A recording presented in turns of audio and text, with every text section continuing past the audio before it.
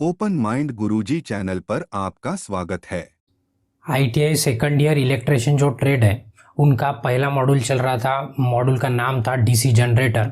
तो उसका आधा पार्ट हमने पहले ही कंप्लीट कर दिया है। मतलब जो इसके पहले वीडियो था 1.1 था, उसका नाम मतलब नंबर था। तो उसके बाद का भी आधे क्वेश्चन अभी इस वीडियो में कंप्लीट करने वाले हैं। तो सबसे एक निवेदन है, जो आप देख रहे हो, अगर आप पहली बार वीडियो देख रहे हो तो आपको क्या करना है, पहले 1.1 वाला वीडियो देखना है। कहाँ से देखना है? ऊपर आई बटन जो है राइट वाले कॉर्नर में आपके, उस पर क्लिक करना है, आपको मिल जाएगा इसके पहले वाला वीडियो। क्यों? तो अगर आपको बेसिक ही पता नहीं, उसमें हमने क्या किया कि पूरा बेसिक हमने समझा दिया है। अभी वो बार बार तो समझा नहीं सकते, उतना टाइम नहीं ले सकते हम। तो हमने क्या किया है कि उसमें पूरा समझा दिया है। तो आपको क्या करना है, पहले उसको देखना है। अगर आप डायरेक्टली इसको देखते हो तो आपके समझ में मेरे ख्याल से तो कुछ नहीं आएगा, क्योंकि आपको लगेगा मतलब जैसे पिक्चर में हम नहीं कि आधे में चले जाएंगे इंटरवल के बाद, तो आपको पिक्चर समझ में नहीं आएगा कि क्यों, किसने किसको मारा, क्या हुआ, तो सस्पेंस पता नहीं चलेगा। उसके लिए क्या करना पड़ेगा, आपको स्टार्टिंग से देखना है। तो इसका पहला वाला मॉड्यूल आई बटन पे क्लिक करके आप देख सकते हो। तो अभी कंटिन्यू करने वाले डीसी जनरेटर के जो बच्चे वाले क्वेश्चन थे। तो अभी बढ़ते हम टाइम ना गवाते हुए पहले क्वेश्चन की तरफ। तो पहला जो क्वेश्चन है, पहला मतलब हमारे 30 क्वेश्चन हो गए थे। अभी उसके बाद वाले क्वेश्चन है क्वेश्चन नंबर 31 से। ठीक है, बाजू में देखिए, स्क्रीन पे देखिए। अभी एक एक करके हम कंप्लीट कर देंगे। ठीक है, तो देखिए पहला क्वेश्चन है, पहला मतलब ये 31 नंबर क्वेश्चन है, 30 पहले हो चुके हैं, तो आज का ये पहला क्वेश्चन है। ठीक है, तो अभी देखिए, how does the magnetic circuit complete through the yoke and pole in generator. Question समझने की कोशिश करो। हर बार की तरह क्या करना है, पहले आपको क्वेश्चन पढ़ लेना है, इंग्लिश में भी पढ़ना है और हिंदी में भी पढ़ लेना है। तो पहले क्वेश्चन नहीं पढ़ेंगे तो हम क्या बोल रहे हैं समझ में नहीं आएगा। तो क्वेश्चन पढ़ लो, क्योंकि हमने इंग्लिश में पढ़ लिया है, बाकी का आपको पढ़ लेना है। ठीक है, तो अभी देखिए, तो अभी क्वेश्चन क्या है तो ये समझ लो। क्वेश्चन ये कहा है कि डायग्राम भी देख लो, डायग्राम की तरफ देख लो थोड़ा। डायग्राम में देखो, डायग्राम में कहा है कि ये जो योक है, योक इसको पोल कहेंगे। ठीक है, वो कर्सर की तरफ ध्यान रखिए, इसको पोल कहेंगे और ये आपका आर्मेचर है। ठीक है, तो उन्होंने कहा है कि फ्लक्स जो मैग्नेटिक फील्ड है, जो मैग्नेटिक सर्किट है, वो कैसे कंप्लीट होंगी। तो देखो दो नाम उन्होंने दे दिए। इसका आंसर क्या रहेगा, देखो ये आपका योक है। ठीक है, और इसके अंदर आपके पोल रहेंगे। ठीक है, योक और उसके अंदर क्या रहेंगे, पोल रहेंगे। दो अपनी डायग्राम में चार दिखा के कोई और यहाँ पे आपका क्या है, आर्मेचर है। तो उन्होंने दो, देखो फ्लक्स क्या होता है, फ्लक्स यहाँ से जनरेट होते हैं, कुछ फ्लक्स यहाँ से रोटेट होके जाते हैं, कुछ फ्लक्स ये पोल में से होके, आर्मेचर में से होके ऐसे रोटेट होते हैं। मतलब हर पोल में से ऐसे ऐसे रोटेट होंगे। ठीक है, तो क्वेश्चन में दो नाम देखिए, दो नाम कौन से, एक बोला योक, योक मतलब ये वाली फ्रेम, इसको योक कहते हैं, कल हमने देखा है। ठीक है, और इसको पोल कहते हैं, ये आपका क्या है, पोल है। अभी योक से होकर, पोल से होकर कहाँ से गुजरता है, तो हमारा ये जो फ्लक्स है ये गुजरता है आर्मेचर में से। काय में से, मतलब जैसे करंट की सर्किट कंप्लीट होती है ना, वैसे ही मैग्नेट की भी सर्किट कंप्लीट होती है। तो उसको कंप्लीट कराने के लिए जो पाथ है, जो डायरेक्शन है, कैसे होगा, योक पोल और उसके बाद क्या होगा, आर्मेचर से और से रिटर्न पोल और योक में चला जाएगा। तो क्वेश्चन यही था। तो डायग्राम में देखिए, डायग्राम में भी देखो, ये येलो कलर का जो दिखा के, तो ये उसका रास्ता है, ऐसे ऐसे घूमेगा, एक ही जगह से नहीं, सभी जगह से घूमेगा। हमने एक ही दिखा दिया, नहीं तो आप बोलेंगे सर एक ही जगह से जाता है क्या। ठीक है, तो इसमें आंसर जो क्या रहेगा, देखो बोला है यहाँ पे योक एंड पोल। इसके बाद अभी कहाँ से जाने वाला है, योक पोल हो गया, तो हमने बोल दिया फील्ड कॉइल में से नहीं जाता, फील्ड कॉइल में से तैयार होता है फ्लक्स, बराबर है। आर्मेचर कोर में से जाएगा, मतलब हमारा ऑप्शन क्या रहेगा, ऑप्शन रहेगा बी। बाकी की भी क्या पढ़ना है, लैमिनेशन भी नहीं है, वाइंडिंग में उसके बाद जाता है, पहले कोर में जाएगा उसके बाद वाइंडिंग उसको कनेक्ट होंगी। ठीक है, तो इसका ऑप्शन रहेगा हमारा बी। तो ये था उसका, ये था क्वेश्चन नंबर 31। चलो नेक्स्ट क्वेश्चन की तरफ बढ़ते हैं। देखो अभी बोला है, why the terminal voltage decrease if load increase in DC shunt generator. ठीक है, कल हमने टाइप बता दिए थे कि शंट क्या है, सीरीज क्या है, कंपाउंड क्या है, इसके पहले वाली वीडियो में, इसके पहले वाले पार्ट में तो हम बता देते। शंट मतलब क्या होता है, हर इसमें एक आर्मेचर रहेगा, ये आपका क्या है, आर्मेचर है। ठीक है, आर्मेचर के साथ सीरीज में लगा देंगे फील्ड वाइंडिंग, दूसरी वाइंडिंग होती है, दो वाइंडिंग होती है आर्मेचर और एक होती है फील्ड वाइंडिंग, हम पहले ही बता दिए। ठीक है, तो एक होगी आर्मेचर। अभी फील्ड वाइंडिंग अगर इसके सीरीज में लगा के तो सीरीज जनरेटर, शंट में लगा के मतलब पैरेलल में लगाते, समांतर में लगा के तो उसको बोलेंगे पैरेलल जनरेटर, या तो उसको शंट जनरेटर बोलेंगे, बराबर है। और दो फील्ड वाइंडिंग है तो उसको कंपाउंड बोलेंगे। ठीक है, ये सब कल डिस्कस किए। तो अभी आज के क्वेश्चन में देखेंगे। तो क्वेश्चन में क्या है, देखिए क्वेश्चन की तरफ देखिए, डीसी जनरेटर बोला है, क्या बोला है, डीसी जनरेटर। तो ये डीसी शंट जनरेटर है। ठीक है, शंट मतलब हमारी फील्ड वाइंडिंग यहाँ पे लगेंगी। ठीक है, ये हमारी है फील्ड वाइंडिंग, दो वाइंडिंग किसी को प्रॉब्लम नहीं है। तो क्वेश्चन में बोला है कि वोल्टेज क्यों कम कम होते जाता है टर्मिनल, मतलब ये जो यहाँ पे आउटपुट मिलने वाला है हमें, ये आउटपुट हमें क्यों कम कम मिलते जाता है धीरे धीरे। ठीक है, तो इसमें क्या होता है, कल हम एक वर्ड डिस्कस किए थे आर्मेचर रिएक्शन करके। ठीक है, तो उसके कारण क्या होता है, आर्मेचर रिएक्शन के कारण यहाँ पे वोल्टेज ड्रॉप बढ़ता है। क्या बढ़ता है, वोल्टेज ड्रॉप। आपको कल भी बोला था कि अगर वोल्टेज ड्रॉप यहीं पे अगर पूरा वेस्ट हो जाएगा हमारा वोल्टेज, तो यहाँ पे हमें बाहर क्या मिलेगा, कुछ नहीं मिलेगा, कुछ नहीं मतलब बहुत ही कम मिलेगा, जिससे हमारा डीजे बजने वाला नहीं है। हमें तो डीजे बजाना है, डीजे बजाने के लिए एक स्टैंडर्ड वोल्टेज हो रहा है, बराबर है। तो स्टैंडर्ड वोल्टेज आने के लिए सब कुछ स्टैंडर्ड होना, तो यही अगर यहाँ पे आर्मेचर रिएक्शन के कारण अगर वोल्टेज ड्रॉप हो गया तो आपको बाहर में वोल्टेज कम मिलेगा, जीरो नहीं मिलेगा पर थोड़ा कम कम होते जाएगा, आर्मेचर रिएक्शन बढ़ते जाएंगे। तो ठीक है, तो इसमें अगर ऑप्शन देखते हो आप, देखो बिकॉज आर्मेचर रिएक्शन इफेक्ट, मतलब ये जो ये पहला ही ऑप्शन है, बाकी पढ़ने की जरूरत ही नहीं पड़ी हमें। तभी भी देखो due to increase in armature resistance, देखो आर्मेचर रेजिस्टेंस बार बार बढ़ने वाला नहीं है, एक बार जो सेट है वो सेट है। उसके बाद बिकॉज वोल्टेज ड्रॉप इन क्या ब्रश में वोल्टेज ड्रॉप, उससे भी फर्क पड़ता है, बट बहुत ही 1% 2% का फर्क पड़ता है। ठीक है, तो सबसे ज्यादा फर्क कैसे पड़ता है, आर्मेचर। और यहाँ पे बोला है इंक्रीज शंट फील्ड इंडक्टेंस, तो ये भी ऑप्शन नहीं है, तो हमारा ऑप्शन रहेगा ए। ध्यान में रखना है इसके अंदर आर्मेचर रिएक्शन बढ़ती है, तो हम अगर मौका मिला तो इसको भी एक्सप्लेन कर देंगे। चलिए नेक्स्ट क्वेश्चन देखिए। नेक्स्ट क्वेश्चन है, देखिए question number 33, which type of DC generator is use for long distribution line. ठीक है, तो उन्होंने बोला है कि कौन सा डीसी जनरेटर आप यूज करते हो जो लंबी डिस्ट्रीब्यूशन लाइन, अभी ये समझ लो कि डिस्ट्रीब्यूशन लाइन क्या है। देखो क्वेश्चन में देखो कि डिस्ट्रीब्यूशन लाइन की जगह ट्रांसमिशन भी लाइन, ऐसी भी क्वेश्चन हो सकता है कि कौन सा जनरेटर यूज करते हैं, एक्चुअल काय के लिए करते हैं और कैसे, तो शॉर्ट में बताने की कोशिश करते हैं। देखिए पता है आपको कि हमारे इलेक्ट्रिकल सेक्टर में 3 कंपनी है, 3 कंपनी मतलब कौन सी 3 पार्ट है, एक है जनरेशन, एक है ट्रांसमिशन और एक है हमारा डिस्ट्रीब्यूशन। अभी ये क्या क्या है तो देख लो पहले। ये जनरेशन मतलब क्या करती है कि इलेक्ट्रिसिटी तैयार करती है, जैसे thermal power plant, nuclear, hydel, जो भी जितने भी पावर प्लांट है वो सब क्या करते हैं, वो जनरेशन में आते हैं। क्या में आते हैं, जनरेशन। उसके बाद उसको जनरेट करने के बाद लेके जाना पड़ेगा ना, अभी बराबर है, तो लेके जाने के लिए जो सिस्टम काम करती है उसको बोलते हैं ट्रांसमिशन। जो बड़े बड़े टावर लगे दिखते हैं आपको, जो बड़े बड़े टावर लगे दिखते हैं वो आपका ट्रांसमिशन का पार्ट है। उसके बाद ये ट्रांसमिशन आता है आपके गांव तक, डिस्ट्रीब्यूशन तक। ठीक है, मतलब आपके गांव में आप जहाँ पे भी रहते हो, आपको पता है हर गांव में एक सबस्टेशन होता है। ठीक है, वहां से क्या होती है, इलेक्ट्रिसिटी डिस्ट्रीब्यूट की जाती है, बांटी जाती है। ठीक है, आपके घर तक आ जाती है, तो वो जो सिस्टम है वो डिस्ट्रीब्यूशन में होती है। तो आपको पता है कि यहाँ से यहाँ तक लाते लाते क्या होता है, अगर हमने यहाँ पे समझो 10 वोल्ट भेज दिया, यहाँ से 10 वोल्ट जनरेट किया, 10 नहीं होता है, मैं एग्जांपल के लिए बता रहा था, 10 वोल्ट जनरेट किया और उसको हम लेके जा रहे हैं डिस्ट्रीब्यूशन तक। तो अपने घर के तो पास नहीं बोलेंगे कि 2 घर छोड़ के हमारा जनरेशन है, बीच वाले घर में ट्रांसमिशन है और यहाँ पे हमारा डिस्ट्रीब्यूशन है, ऐसे नहीं होगा, बहुत बड़ा डिस्टेंस होगा, वो भी किलोमीटर में। ठीक है, तो क्या होता है, आते आते बीच में लॉसेस होते जाते हैं। क्या होते जाते हैं, लॉसेस। तो हमें क्या होता है, यहाँ पे कुछ कम वोल्टेज मिलता है। क्या वोल्टेज मिलता है, कम वोल्टेज। जैसे 10 भेज दिया तो 9 भी मिल गया, तो उसको क्या करना है, हमें 10 भेजा तो 10 भी चाहिए, तो उसको क्या करेंगे, कम, बीच में लॉसेस हो गए, बीच में क्या हो गया, लॉसेस हो गए। ठीक है, तो अभी उसको रिड्यूस करने के लिए, लॉस रिड्यूस नहीं होगा, क्या होगा कि इसको ओवरकम करने के लिए मतलब को अभी 10 करना है, मतलब क्या करना है, 1 वोल्टेज हमें प्लस करना है। 1 वोल्टेज अगर प्लस करना है हमें, तो अभी आपको 10 वोल्टेज मिलेगा। तो 1 वोल्टेज कहाँ से लाएंगे, तो 1 वोल्टेज के लिए हम क्या करेंगे, ये जो 1 वोल्टेज है, 1 वोल्टेज बढ़ाने के लिए हमें क्या करना है कि एक जनरेटर लगाना पड़ता है। क्या लगाना पड़ता है, जनरेटर, जो यहाँ पे जनरेट करेगा और इस लाइन को दे देगा, मतलब हमें टोटल डिस्ट्रीब्यूशन पे भी अभी क्या मिलेगा, 10 ही मिलेगा। तो आपको पूछा है कि कौन सा जनरेटर यूज करते हैं, तो ध्यान में रखना यहाँ पे कि कुमुलेटिव कंपाउंड जनरेटर, जो डीसी, जो पॉइंट डी पे ऑप्शन है आपका, इसको दूसरा भी नाम हो सकता है, ओवर कंपाउंड जनरेटर भी बोलते हैं। ठीक है, मतलब वोल्टेज ड्रॉप मतलब वोल्टेज ड्रॉप होने के बाद उसको ओवरकम करने के लिए, मतलब उसमें ऐड करने के लिए एक जनरेटर यूज करते हैं, जिसका नाम है कुमुलेटिव कंपाउंड। ठीक है, तो ध्यान रखना है, कल बता दिए कि कुमुलेटिव क्या है और डिफरेंशियल क्या है। ठीक है, तो नेक्स्ट क्वेश्चन की तरफ बढ़ते हैं। चलिए नेक्स्ट क्वेश्चन है, which method is use to improve the insulation resistance in DC generator. तो देखो क्वेश्चन देखिए, क्वेश्चन में बोला है कि इंसुलेशन रेजिस्टेंस सभी को पता है। ठीक है, तो हमारे मशीन के अंदर इंसुलेशन रेजिस्टेंस मतलब क्या, देखो वाइंडिंग के ऊपर वाइंडिंग लपेटी होती है, बट वो दोनों भी वाइंडिंग एक दूसरे को कभी कनेक्ट नहीं होते। क्यों? तो ये जो वाइंडिंग का तार होता है, कंडक्टर होता है, इसके ऊपर इंसुलेशन लगा के होता है, जो मैं बोला ना ब्राउन कलर का थीन होता है। आप थोड़ा सा ब्लेड से ऐसे घिस के देखेंगे तो आपको पता चल जाएगा कि उसके ऊपर लैमिनेशन करके, ठीक है।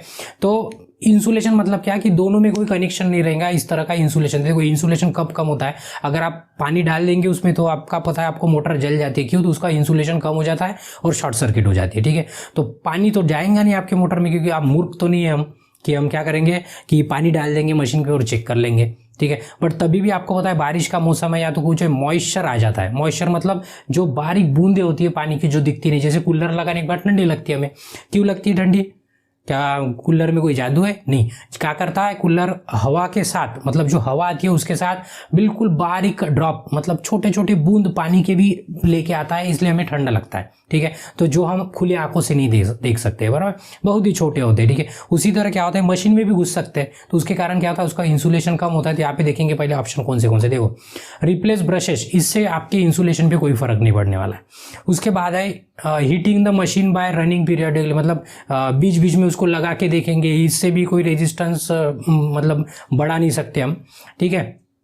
इम्प्रूव मतलब अच्छा कर। क्लीनिंग द कम्यूटेटर, इसका भी रेजिस्टेंस के साथ कोई लेना देना नहीं है। बस अभी एक ऑप्शन बचा है कि blowing hot air. Hot air मतलब गर्म वाली हवा क्या करना है मशीन में से गुजारना है। मतलब क्या करेंगे, जब भी आप मेंटेनेंस पे बैठेंगे मशीन के, तो आपको क्या करना है गर्म हवा डाल देना उसमें। तो उससे क्या होगा, उसके अंदर जो मॉइस्चर रहेगा जो आप देख नहीं सकते, बराबर, क्योंकि छोटे उतने आपके आंखों में माइक्रोस्कोप नहीं लगा है, चश्मा लगा सकते बट उतना भी उतना बारीक नहीं देख सकते आप, ठीक है। तो क्या करेंगे हम गर्म हवा डाल देंगे, तो गर्म हवा से क्या होगा वो भाप बन के पूरा पानी बाहर निकल जाएगा, तो इंसुलेशन आपका क्या रहेगा मेंटेन रहेगा। तो हमारा ऑप्शन रहेगा डी। तो आपको क्या करना है गर्म हवा भेजना है मेंटेनेंस के वक्त, ठीक है। तो इसका ऑप्शन डी रहेगा। उसके बाद नेक्स्ट क्वेश्चन देखिए, विच type of DC generator work in absence of residual magnetism. देखो ये रेसिडुअल मैग्नेटिज्म इसलिए बोला कि अभी देखो बार बार अभी मैं रेसिडुअल मैग्नेटिज्म बता नहीं सकता। क्यों? तो मैं पहले ही एक्सप्लेन कर चुका हूँ। उतना टाइम हमें बचाना है, उतना वीडियो कम लंबा करना है हमें, ठीक है। तो रेसिडुअल मैग्नेटिज्म मतलब जिसमें मैग्नेट की शक्ति आ जाती है, मैग्नेट नहीं होता है बट मैग्नेट की शक्ति हम दे देते हैं बिना सप्लाई से, बिना किसी से, उसको हम कहते हैं रेसिडुअल मैग्नेटिज्म, ठीक है। तो अगर वही निकल गया, कैसे निकलता है ये भी हमने कल देखा है, ठीक है। वही निकल दिया तो आपका काम नहीं करेगा जनरेटर, मतलब कितना भी घुमाएंगे आप, आपका आउटपुट नहीं मिलने वाला है, बराबर। तो अभी जब उन्होंने क्वेश्चन में बोला है अब्सेंस, अब्सेंस मतलब वो है ही नहीं। अगर रेसिडुअल मैग्नेटिज्म है ही नहीं, आपको पता है आपके पास एक आर्मेचर, ठीक है, इसको बोलेंगे हम आर्मेचर, और इसके साथ है आपकी एक फील्ड, ठीक है। तो अभी क्या हुआ कि इसमें कोई रेसिडुअल मैग्नेटिज्म है ही नहीं, मतलब यहाँ पे फ्लक्स तैयार होंगे ही नहीं। तो आप ये आर्मेचर को कितना भी घुमाओ, कोई भी पूरे दोस्तों को बुला के लेके आएंगे और रात भर घुमाते बैठेंगे, आपको कुछ नहीं मिलने वाला। तो इसकी जगह पे हम क्या करेंगे कि हमारा जनरेट होने को ना, तो क्या करेंगे, घुमा तो रहे हैं हम, बट क्या करना पड़ेगा आपको, यहाँ पे चाहिए आपको फील्ड की जरूरत है। काय की जरूरत है? फील्ड की। तो फील्ड कहाँ से लाएंगे, ये फील्ड वाइंडिंग को आपको क्या करना पड़ेगा, फ्लक्स चाहिए ना, यहाँ पे फ्लक्स चाहिए, तो इसको क्या करना पड़ेगा, सप्लाई देना पड़ेगा। तो सप्लाई क्या करेंगे हम, एक्सटर्नल सप्लाई देंगे डीसी वाला। हम कल भी इसके ऊपर बात कर चुके हैं। ये एक्सटर्नल सप्लाई जब देते हैं तो उसको बोलते हैं सेपरेटली एक्साइटेड। क्या कहते हैं? सेपरेटली मतलब बाहर से सेपरेटली उसको सप्लाई दे रहे हैं। देखो डायग्राम में कल भी इसको एक्सप्लेन किए थे। तो क्वेश्चन वही है कि अगर रेसिडुअल मैग्नेटिज्म नहीं है तो आपको बैटरी लगा के सप्लाई देना पड़ेगा, पहले ही बोला। तो ये हमारे लिए मतलब उतना अच्छा काम नहीं है, बार बार बैटरी चेंज करते बैठेंगे, ये पॉसिबल काम नहीं है, इसलिए रेसिडुअल मैग्नेटिज्म होता है। बट नहीं रहा तो क्या करेंगे, यहाँ पे पूछा है तो हम क्या करेंगे, तो shunt generator, series generator, compound generator, कोई लेना देना नहीं, उसका नाम क्या रहेगा, सेपरेटली एक्साइटेड जनरेटर। तो हमारा ऑप्शन क्या रहेगा, ऑप्शन डी रहेगा। किसी को प्रॉब्लम नहीं है, ठीक है। तो चलिए नेक्स्ट क्वेश्चन की तरफ। नेक्स्ट है which type of DC generator use for arc welding, ठीक है। तो ये नाम ध्यान में रखना है, इसका अलग अलग एप्लीकेशन भी होता है। आर्क वेल्डिंग, किसी को प्रॉब्लम नहीं है ना, आर्क वेल्डिंग। तो मैं वेल्डिंग के लिए एक बात बता देता, जनरल 1 मिनट में बता देता फट से। वेल्डिंग में आपको करंट ज़्यादा चाहिए। वेल्डिंग सभी को पता है, क्या करते हैं, ऐसे हाथ में इलेक्ट्रोड रहता है, यहाँ पे ऐसे इलेक्ट्रोड लगा के रहता है, और जहाँ ऐसे लोहे पे करेंगे तो स्पार्किंग होता है, तो उसको वेल्डिंग कहते हैं, आर्क वाली वेल्डिंग। पता है ना, आंखों को जलन होती है, तो आप बिना खुली आंखों से भी देखते नहीं, क्यों, तो अल्ट्रावायलेट रेज निकलती है, तो आपकी आंखों में प्रॉब्लम हो सकता है, ठीक है। हो सकता ही नहीं, होता ही 100%। तो कभी देखना नहीं, खुली आंखों से गॉगल लगा के देखना पड़ता है, ठीक है। तो आर्क वेल्डिंग तो पूछा है यहाँ पे कि कौन सा जनरेटर यूज करते हो, ठीक है। तो एक बात ध्यान में रखना, जब भी वेल्डिंग वाला वर्ड आएगा तो ध्यान में रखना है आपको करंट बहुत ज़्यादा चाहिए, क्या चाहिए आपको, करंट बहुत ज़्यादा चाहिए, तभी आपकी स्पार्किंग होगी, तभी आपकी वोल्टेज का छोड़ दो, वोल्टेज का कोई दिक्कत नहीं, कम भी रहा तो, बट करंट आपको बहुत ज़्यादा चाहिए, तभी क्या होगा, ये आपका मेटल पीस जहाँ पे वेल्डिंग कर रहे हैं और ये आपका इलेक्ट्रोड, दोनों के बीच में क्या होगा, स्पार्किंग होगा, स्पार्किंग होगा, उसी को आर्क कहते हैं, तभी वो मेटल चिपक जाएगा वहाँ पे, ठीक है, मतलब वेल्डिंग हो पाएंगे। तो उसके लिए आपके पास ध्यान में रखना है कि डिफरेंशियल कंपाउंड जनरेटर यूज़ करते हैं उसको। कौन सा जनरेटर, डिफरेंशियल कंपाउंड। तो इसके टाइप भी दिख चुकी है, सब कुछ देख सकते हो, ये एप्लीकेशन है, ध्यान में रखना। आर्क वेल्डिंग के लिए कौन सा यूज़ करते हैं, डिफरेंशियल कंपाउंड जनरेटर, ठीक है। चलिए नेक्स्ट क्वेश्चन की तरफ। नेक्स्ट क्वेश्चन है, what is the property of wave winding in DC. देखो अभी कल भी बोले थे कि एक दो टाइप की वाइंडिंग होती है, देखो डायग्राम की तरफ एक बार मैं पहले एक काम करता इसे बता देता। देखिए कल भी बोला था मैंने कि दो टाइप की वाइंडिंग होती है बेसिकली, एक होती है आपकी वेव वाइंडिंग और एक होती है आपकी लैप वाइंडिंग, ठीक है। तो कल का अगर क्वेश्चन याद है, कल न्यूमेरिकल भी था एक, ठीक है। वेव वाइंडिंग में हमेशा नंबर ऑफ पैरेलल पाथ 2 होते हैं और इसमें बोला कि जितने पोल रहेंगे आपके उतने नंबर ऑफ पैरेलल पाथ होते हैं। अगर याद आ रहा होगा तो याद करने की कोशिश करो, पिछले वाले वीडियो में न्यूमेरिकल भी देखे थे। तो अभी ये क्या है तो देख लो, मैं फट से बता देता कि उसने पूछा है कि क्या होता है, मतलब प्रॉपर्टी क्या है उसकी, ठीक है, क्या है प्रॉपर्टी क्या है उसकी। तो देखिए डायग्राम की तरफ देखिए, ये आपकी लैप वाइंडिंग क्या है, लैप। लैप मतलब क्या, जैसे आपकी रेसिंग लगाते हैं ना, तो रेसिंग लगाते हैं तो पता है ना, आप गेम भी खेले होंगे मोबाइल में, तो गेम में आप देख पता होगा एक लैप कंप्लीट होती है और दूसरी लैप और तीसरी लैप चौथी लैप, मतलब यहाँ से शुरू करते हैं और यहीं पे खत्म कर देते हैं। मतलब इसको एक राउंड सर्किट कंप्लीट कर दिए तो उसको बोलेंगे लैप। गेम में गेम खेलेंगे ना, बच्चों वाला गेम खेलो उसमें पता चल जाएगा, लैप होता है, लैप रेसिंग वाला गेम, ठीक है। तो एक लैप दो लैप, तो सेम उसी तरह वाइंडिंग होती है। यहाँ से स्टार्ट करेंगे, ऐसे घुमा के यहाँ पे लेके आएंगे और से घुमाएंगे और से घुमाएंगे, इतना बंच बना देंगे मोटा, तो उतने क्या होंगे, नंबर ऑफ पैरेलल पाथ ज़्यादा हो जाएंगे, ठीक है। तो आपको पता है एक कंडक्टर में से, अभी देखो नंबर ऑफ कंडक्टर है यहाँ पे, समझो 3 कंडक्टर है, एक कंडक्टर में से अगर 1 एम्पियर करंट जा रहा तो 3 कंडक्टर में से कितना करंट जाएगा, 3 एम्पियर करंट जाएगा। कितना एम्पियर जाएगा, 3 एम्पियर। मतलब जितने ज़्यादा लैप रहेंगे उतने आपका करंट बढ़ते जाएगा, बट वोल्टेज में कोई भी फर्क नहीं पड़ता है, ठीक है। तो ध्यान में रखना है ये क्वेश्चन में, यहाँ पे जहाँ पे आपके देखो जहाँ पे वेव वाइंडिंग बोला है वहाँ पे आपका क्वेश्चन में लैप वाइंडिंग भी हो सकता है। तो बस ध्यान में रखना फट से कि अगर लैप वाइंडिंग वाला क्वेश्चन आता है तो हमेशा ध्यान में रखना, लैप मतलब बहुत सारे कंडक्टर होते हैं, तो उसके कारण क्या होता है, करंट, आई मतलब करंट, वो हमेशा ज़्यादा होता है और वी मतलब वोल्टेज, वो हमेशा क्या होता है, कम होता है, ध्यान में रखना। उसी तरह उसके उल्टा अगर आपकी वाइंडिंग वेव वाइंडिंग वाला क्वेश्चन है तो करंट हमेशा कम रहेगा और वोल्टेज हमेशा क्या रहेगा, ज़्यादा रहेगा। वाइंडिंग में डायग्राम में देखिए लैप में क्या हो रहा है, ये पहला वाला कॉइल ऐसे देखो, उधर पहला वाला कॉइल ऐसे यहाँ पे खत्म हुआ और दूसरा चालू हुआ और यहाँ पे खत्म हुआ और तीसरा चालू होगा, ऐसे ऐसे लैपिंग चलेगा। बट वेव में ऐसे नहीं होता है, यहाँ से ऐसे ऐसे स्टार्ट हुआ, ऐसे ऐसे कंटिन्यू चलते रहेंगे, ये ऐसे ऐसे कंटिन्यू, बहुत लंबा रहेगा, उसको 2 ही टर्मिनल बाहर निकलेंगे और 2 ही पैरेलल पाथ रहेंगे उसमें, ठीक है। तो इसका आंसर जो रहेगा क्या रहेगा, कौन सी वाइंडिंग है, वेव के लिए क्या होगा, करंट कम रहेगा और वोल्टेज क्या रहेगा, ज़्यादा रहेगा। तो यहाँ पे सी वाला ऑप्शन देखेंगे, देखो हाई वाला तो है नहीं, ये भी हाई नहीं है, ये भी हाई नहीं है, यहाँ पे लो करंट लो वोल्टेज ये भी नहीं हो सकता, बचा सिर्फ सी वाला, लो करंट एंड हाई वोल्टेज, मतलब करंट कम रहेगा और वोल्टेज क्या रहेगा, ज्यादा रहेगा, ठीक है। तो आपको ध्यान में रखना है वेव वाइंडिंग के लिए। चलो नेक्स्ट क्वेश्चन। उसके बाद है what is the purpose of resistance wire use in the commutator connection, ठीक है। अभी हम बता देते कि कम्यूटेटर, हम कल भी बोले थे कि ये आपका कम्यूटेटर है, समझो हम अभी खोल के बता दिए, ये कम्यूटेटर है और यहाँ पे आपको पता है वाइंडिंग होती है आपके ऐसे लगा के, जो आर्मेचर वाइंडिंग होती है, ठीक है ना, जो डायग्राम में भी देखेंगे आप वैसे ही लगा के। बट है ना यहाँ पे ऐसे रेजिस्टेंस लगाए, तो पूछा है कि रेजिस्टेंस क्यों लगा के। तो एक बात ध्यान में रखना है आपको कि जैसे आपके घर में सॉकेट में से 2 वायर निकले, एक फेज और न्यूट्रल, आप उसमें पिन लगा देंगे और 2 वायर आपके हाथ में रहेंगे ना, वो दोनों को जोड़ देंगे तो क्या होगा पता है, शॉर्ट सर्किट हो जाएगा। क्या हो जाएगा, शॉर्ट सर्किट। तो करके देखिए, ऐसे बाल आपके खड़े हो जाएंगे, ऐसे काला काला हो जाएगा और दूर से देखने वाले को बहुत मजा आएगा, बट आपको नहीं आएगा। आपको नहीं करना है, दूसरे को करके देखना है, मतलब दूसरों को करने को लगाना है, ठीक है। बट ध्यान रहे कि उसका गेम हो सकता है, तो किसी का गेम नहीं करना है, वो पिक्चर में टीवी में अच्छा लगता है, ठीक है। तो ऐसे शॉर्ट कर देंगे तो स्पार्किंग होती है। तो सेम थिंग अभी ध्यान दो कि यहाँ पे हमारा ब्रश है, अगर हमारा ब्रश यहाँ पे आ गया तो देखो अभी ये वाइंडिंग में क्या हो रहा है, करंट तैयार हो रहा है। ये करंट कैसे भी जा सकता है, ऐसे भी जा सकता है, ऐसे भी आ सकता है, ठीक है। तो अभी समझो कि ये करंट अभी ऐसे आ रहा है, यहाँ से आएगा ऐसे, और ये शॉर्ट कर दिया, इसने शॉर्ट कर दिया तो क्या होगा, ये करंट ऐसे यहाँ से अगर वापस चला गया तो यहाँ पे शॉर्ट सर्किट हो सकती है। क्या हो सकती है, शॉर्ट सर्किट। तो ये करंट यहाँ से ना जाए कुछ दूसरे इसमें से जाए ऐसे, तो इसलिए बीच में क्या करते हैं, ऐसे रेजिस्टेंस लगा देते हैं। इसके कारण क्या होता है, करंट की भी डायरेक्शन कांस्टेंट होती है, मतलब रिवर्सल होने में उसको ईजी जाता है। प्लस की जगह आपको प्लस ही मिलता है और माइनस की जगह आपको माइनस ही मिलता है। तो इसमें वही उसका काम है कि इसलिए हम बीच में क्या करते हैं, रेजिस्टेंस लगा देते हैं। ठीक है, अगर शॉर्ट सर्किट वाला ऑप्शन है तो उसको भी मार सकते हैं हम, तो देखेंगे अभी। देखो, मेंटेन कांस्टेंट वोल्टेज, ये ऑप्शन नहीं रहेगा। Nullify the statically induce EMF, ये भी ऑप्शन नहीं रहेगा हमारा। उसके बाद है इंक्रीज स्टैटिक इंड्यूस ईएमएफ, ये भी नहीं रहेगा। लेकिन smooth reversal of current direction, मैं बोला ना करंट की डायरेक्शन कांस्टेंट रखने के लिए इसको ऐसे कहा जाता है, मतलब पॉजिटिव से पॉजिटिव मिलेगा और निगेटिव से आपको क्या मिलेगा, निगेटिव मिलेगा। ठीक है, तो इसका ऑप्शन रहेगा हमारा ऑप्शन डी। चलिए नेक्स्ट क्वेश्चन की तरफ बढ़ते हैं।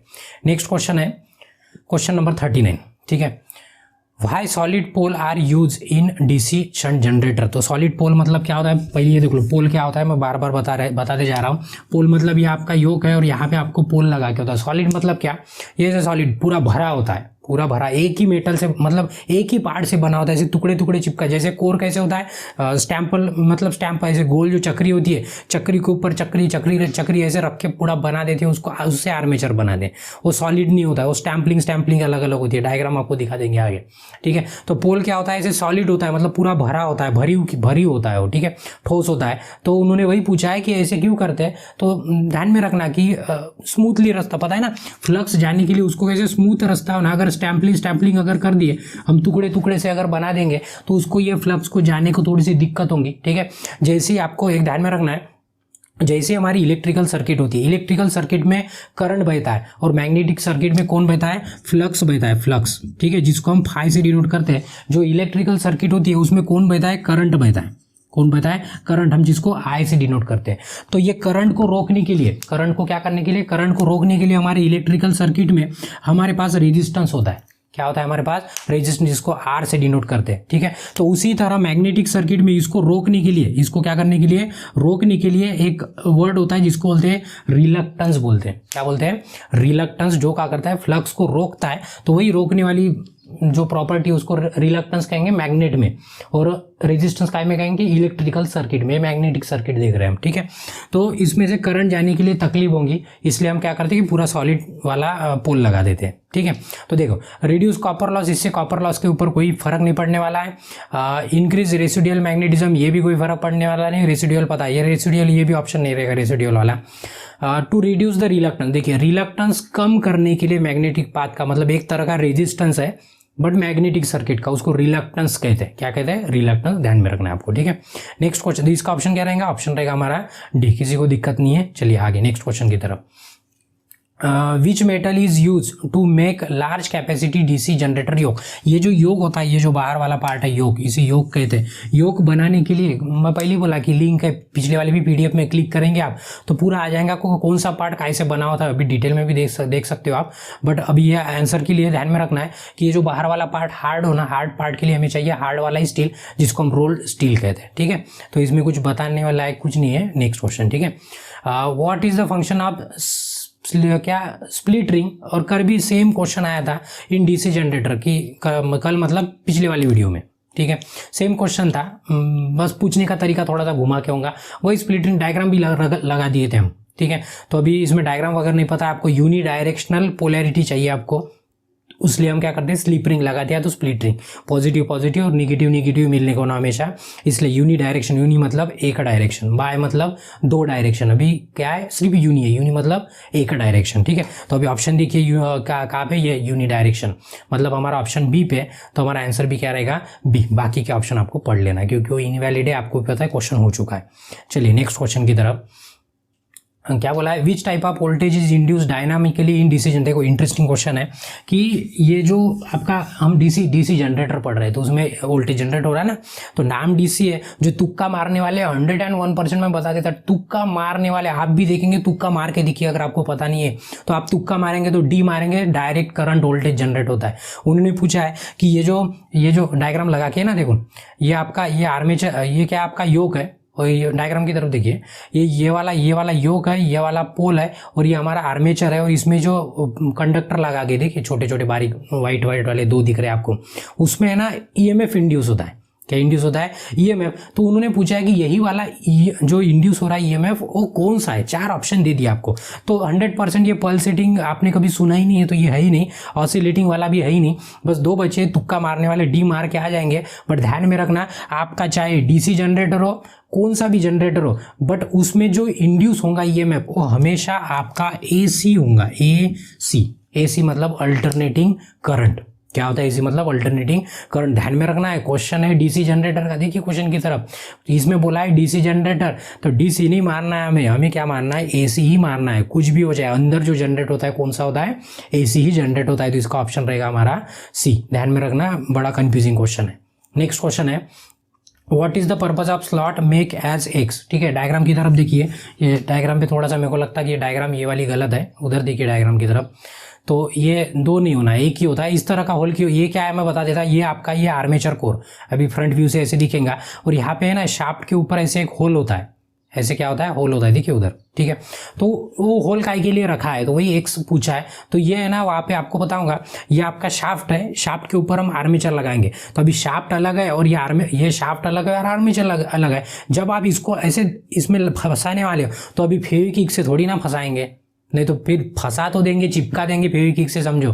चिपकाने के बाद फेविक्विक वालों ने फेविक्विक चिपकाने के लिए बना है, निकालने के लिए तो सोल्यूशन बता नहीं कि चिपक जाए तो कैसे निकालेंगे। तो हमें काम पड़ा निकालने का, तो कैसे निकालेंगे? पॉसिबल नहीं है। ठीक है, छोटा सा आर्मेचर है तो ठीक है, बट बड़ी बड़ी मशीन होती है रूम जितनी, उसके लिए क्या करेंगे हम? कुछ नहीं कर सकते। ठीक है, तो फेविक्विक से भी नहीं चिपका सकते, तो क्या करते हैं हम? ऐसे ये शाफ्ट के ऊपर ऐसे आर्मेचर रख देते हैं आपका, और यहाँ पे ऐसे की फिट कर देते हैं, लकड़ी जैसे एक लोहे की होती है, इसको रख देते हैं, ठोक देते हैं। डायग्राम की तरफ देखिए, ये देखो ऐसे रास्ता होता है, यहाँ से ऐसे रास्ता होता है, तो ये रास्ते में से ये देखो यहाँ पे की लगा के ये की ठोक देते हैं। उसके कारण क्या होता है? शाफ्ट और आर्मेचर की पकड़ मजबूत हो जाती है, निकलता नहीं है। क्लियर है? तो ये काय के लिए? की वेज के लिए। तो ये की वेज वाला ऑप्शन ए पे, बाकी के ऑप्शन पढ़ लेना है, बाकी के ऑप्शन इनवैलिड हो, ध्यान में रखना है। ठीक है, नेक्स्ट क्वेश्चन है, देखिए what is the purpose of field coil in DC generator. आपको पता है, डायग्राम भी देख लीजिए, ये सिंपल सा क्वेश्चन है। फील्ड कॉइल मतलब फील्ड वाइंडिंग। फील्ड वाइंडिंग काय के लिए होती है? फ्लक्स जनरेट करने के लिए। तो आसान सा क्वेश्चन है। यहाँ पे फील्ड वाइंडिंग लिखी है, फील्ड वाइंडिंग, और यहाँ पे लिखा है फील्ड कॉइल, वही एक ही है। कॉइल मतलब ही आपकी क्या है? वाइंडिंग। लपेट देने के बाद उसको कॉइल बोलते हैं। ठीक है, तो क्या है फील्ड कॉइल का काम? क्या है? फ्लक्स तैयार करना। फील्ड वाइंडिंग उसी के लिए लगाते हैं, फ्लक्स जनरेट करने के लिए। तो ऑप्शन में देखिए, देखो इंक्रीज द फ्लक्स, इंक्रीज नहीं करना है, इंक्रीज करने का सवाल ही नहीं उठता। Decrease the magnetic, decrease increase वाला कोई सवाल नहीं है, बस फ्लक्स चाहिए हमें।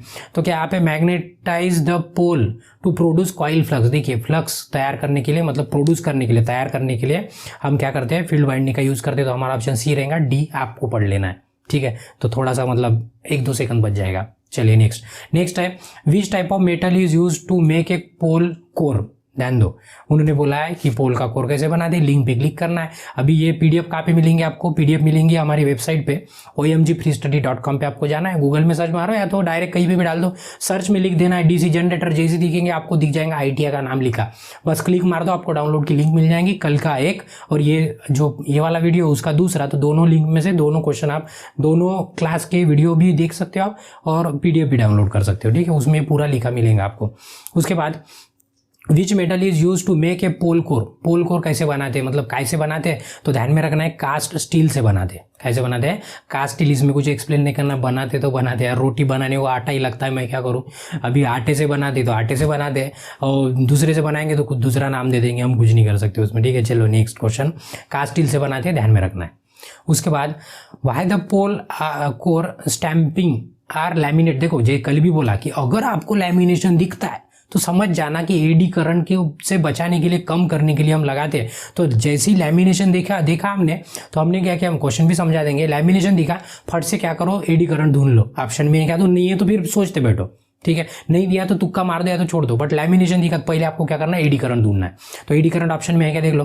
देखो एडी करंट ऑप्शन डी में है, तो ये एडी करंट वाला आ जाएगा आंसर। बट हमको ये भी समझना है कि ये वाला क्यों आंसर है। हमारा काम है गुरुजी, तो हमारा काम है बताना आपको। तो अभी देखो बता देंगे हम। तो ये क्या होता है, बोला है कि स्टैम्पलिंग के ऊपर लैमिनेशन क्यों करते हैं। तो उन्होंने बोला है कि ये स्टैम्पलिंग मतलब क्या होता है, देखो ये आर्मेचर कोर है ना, ये ऐसी पट्टी दिख रही है, देखो ये एक ऐसे कॉइन की तरह है ना, नंबर ऑफ कॉइन एक दूसरे के ऊपर रख के इतना बंच बना देते। ठीक है, उसको काट देते हैं, कॉइन नहीं है एक्चुअली, वो मेटल की शीट होती है, उसको ऐसे काट के एक दूसरे के ऊपर लगा लगा के ऐसे आर्मेचर कोर बनता है, उसको स्टैम्पलिंग कहते हैं। क्या कहते हैं? स्टैम्पलिंग कहते हैं, मतलब स्टैम्प करके लगा दिए एक दूसरे के ऊपर। तो वही लैमिनेशन क्यों करते हैं, तो आपको पता चल गया क्यों लैमिनेशन करते हैं। तो ये पोल कोर हो गया, उसके ऊपर भी लैमिनेशन किया है स्टैम्पलिंग के ऊपर, और ये कोर आपको पता है ये आर्मेचर कोर का डायग्राम है, ठीक है। तो अभी लैमिनेशन जब भी दिखे आपको आंसर क्या मारना है, एडी करंट मारना है, किसी को प्रॉब्लम नहीं है। चलो नेक्स्ट क्वेश्चन की तरफ। नेक्स्ट क्वेश्चन है which type of DC generator is use for electroplating process. अभी देख लो इलेक्ट्रोप्लेटिंग प्रोसेस क्या होती है। तो देखो इलेक्ट्रोप्लेटिंग शॉर्ट में बता देता मैं। जैसे आपको पता है ना, गहने होते हैं, सोने के होते नहीं है, बट सोने की परत चढ़ा देते हैं। हम बोलते हैं ना कि इसके ऊपर सोने की परत लगा दिए। परत लगा दिए, क्या ब्रश से लगाएंगे या तो स्प्रे पेंट मारेंगे, बराबर, या तो फूक मार के मारेंगे, ऐसे कुछ नहीं होने वाला है। उसको लगाने के लिए, परत लगाने के लिए एक प्रोसेस है जिसको इलेक्ट्रोप्लेटिंग कहते हैं। जैसे चांदी का चमचा है बोलते, बट बोलते कि नहीं इसके ऊपर परत लगा के, चांदी का ओरिजिनल नहीं है। परत अभी लगाने के लिए ब्रश से नहीं लगा सकते, कोई प्रोसीजर नहीं है ऐसे, तो आपको ध्यान में रखना है। क्या करते हैं इलेक्ट्रोप्लेटिंग, मतलब क्या होता है, देखो ये एक कंटेनर लेती है, इसके अंदर इलेक्ट्रोलिसिस वाली प्रोसेस करते हैं। इलेक्ट्रोलाइट होता है, इसमें 2 इलेक्ट्रोड होता है, एक को बोलते हैं एनोड, एक को बोलते हैं कैथोड। आपको पता होगा, आप पढ़े होंगे इलेक्ट्रोलिसिस। इसको हम लोग क्या करते हैं, डीसी सप्लाई दे देते हैं। और यहाँ पे क्या करते हैं, एक को अगर सोने की परत चढ़ाना है तो यहाँ पे सोना लगाने की, जिसको हम गोल्ड बोलेंगे। क्या बोलेंगे, गोल्ड। अभी ये परत जिसके ऊपर चढ़ाना है, यहाँ पे जैसे चम्मच के ऊपर, जैसे चम्मच वाली डायग्राम देखी होंगी आपने, तो यहाँ पे चम्मच लगा देंगे। आपको क्या करना है, ये चम्मच के ऊपर परत चढ़ाना है। जैसे आप इसमें से करंट सप्लाई देंगे तो क्या होगा, ये गोल्ड इसके ऊपर जाके चिपक जाएगा, बराबर थीन लेयर में, बिल्कुल पतले इसमें, और एक समान चिपक जाएगा। बट उसके लिए पूछा है कि जनरेटर कौन सा लगता है। ये बैटरी से भी दे सकते हैं आप सप्लाई, बट आपको ध्यान में रखना है कि इसमें वोल्टेज कांस्टेंट होना। क्या होना, वोल्टेज कांस्टेंट। तो वोल्टेज कांस्टेंट सिर्फ एक ही जनरेटर दे सकता है, जिसका नाम है शंट जनरेटर। ये ए पे आपका शंट जनरेटर। क्यों शंट जनरेटर यूज करते हैं, क्यों, तो इसको है ना वोल्टेज कांस्टेंट होना, और कांस्टेंट वोल्टेज सिर्फ एक ही जन दे सकता है, जिसका नाम है शंट जनरेटर। किसी को प्रॉब्लम नहीं है तो इसका ऑप्शन ए रहेगा, बाकी को आपको पढ़ लेना है, ठीक है। नेक्स्ट क्वेश्चन है आपका, what is the purpose of compensating winding in DC generator. तो ध्यान में रखना, इसका ऑप्शन रहेगा हमारा न्यूट्रलाइज द डीमैग्नेटाइजेशन इफेक्ट। या आर्मेचर रिएक्शन में होता है, ठीक है। मैग्नेटाइज लिखा रहा है, डीमैग्नेटाइज लिखा रहा है, या तो क्रॉस मैग्नेटाइज लिखा रहा है। मतलब मैग्नेटाइज लिखा है तभी भी आपको आर्मेचर रिएक्शन का ही पार्ट है, डीमैग्नेटाइज और एक होता है क्रॉस मैग्नेटाइज। तीनों में से कोई भी ऑप्शन दिखे तो आपको मार देना है। यहाँ पे डीमैग्नेटाइज है तो इसका ऑप्शन क्या है, डीमैग्नेटाइज, या तो आर्मेचर रिएक्शन होता है तो उसको भी मार देते, ठीक है। चलो next question, what is the effect of shunt field resistance.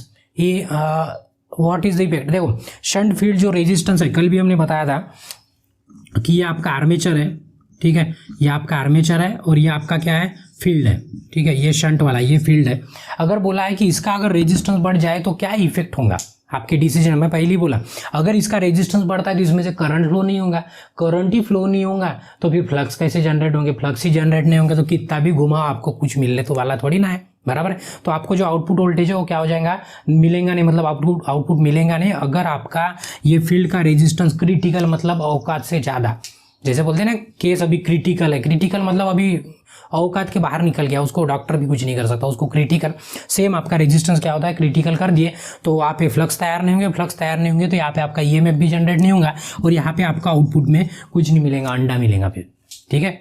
तो देखिए इसका ऑप्शन क्या है, तो यहाँ पे ऑप्शन देखेंगे आउटपुट वोल्टेज पल्सेटिंग नहीं, अबव नॉर्मल भी नहीं, fail to built up voltage, मतलब वोल्टेज तैयार नहीं होगा अगर आपने फील्ड का रेजिस्टेंस बढ़ा दिए, कल भी इसको एक्सप्लेन किए, तो इसका ऑप्शन रहेगा हमारा सी, ठीक है। चलिए नेक्स्ट क्वेश्चन, नेक्स्ट है what is the effect of armature reaction in DC generator.